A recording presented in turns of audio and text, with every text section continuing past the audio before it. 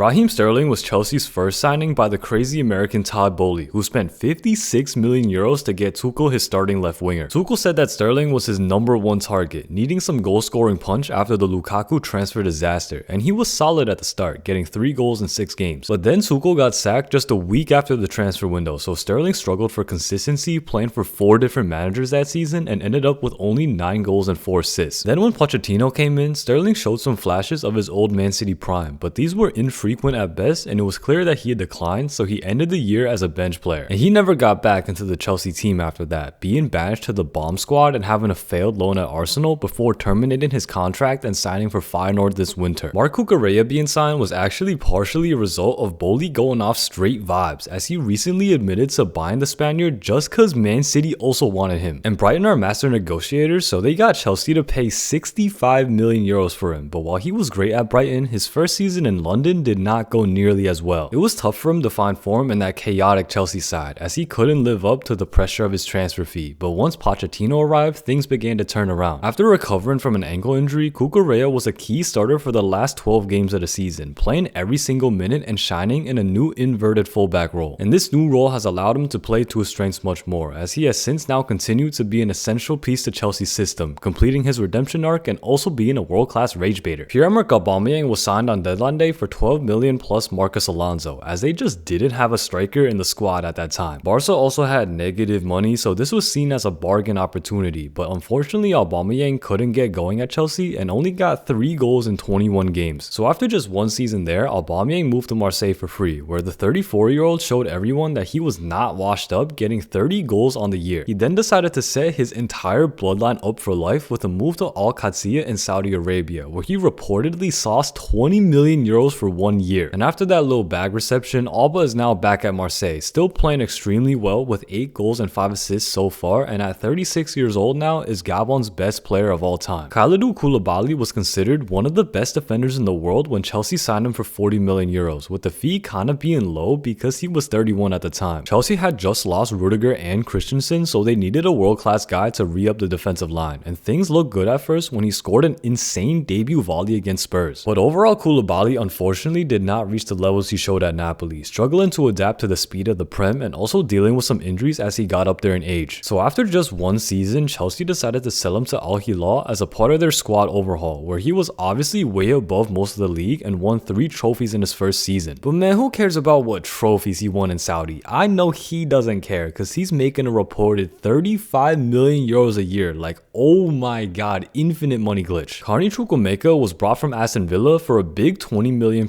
fee, with Todd Boehly calling him one of the most exciting young players in Europe. Now we know that Boehly didn't actually know anything, but Chukwuemeka was genuinely an exciting bright talent at Villa. However, he ended up like many of the other Chelsea youngsters before him. He mostly sat on the bench in year 1, then actually had a breakthrough under Pochettino, being a very electric starter in the beginning of 2023, but sadly that was ended when he suffered a severe knee injury. He then never got back into the Chelsea rotation afterwards, so in winter 2025 he was loaned out to Dortmund, where he got some more game time and showed some real flashes in those minutes. And that was enough to convince the German side to buy him permanently, as they also paid 20 mil for him, where he is now a bright spark off the bench. Wesley Fofana was once considered one of the best young defenders in the world, so his services cost Chelsea a massive 80 million euros from Leicester. Brought in alongside Koulibaly, Fofana was looked at as the future of the Chelsea defense, with all the physical attributes you'd want and also having been great for Leicester in past seasons. But his first season got cut short by a knee injury in October, and then his comeback was screwed over after he tore his ACL in preseason and missed all of the next year as well. He then finally returned and played pretty solid in fall 2024, but this guy must have committed some atrocities in his past life or something, because the gods decided to end this season early as well with a hamstring tear in December. This season though has been better, as he hasn't fallen apart just yet, and he's also played pretty well so far this year, but I have to wonder where he'd be if he wasn't so unlucky with his fitness. Saul Niguez was loaned to Chelsea in somewhat of a strange move, as he'd been a mainstay in Atletico's midfield for many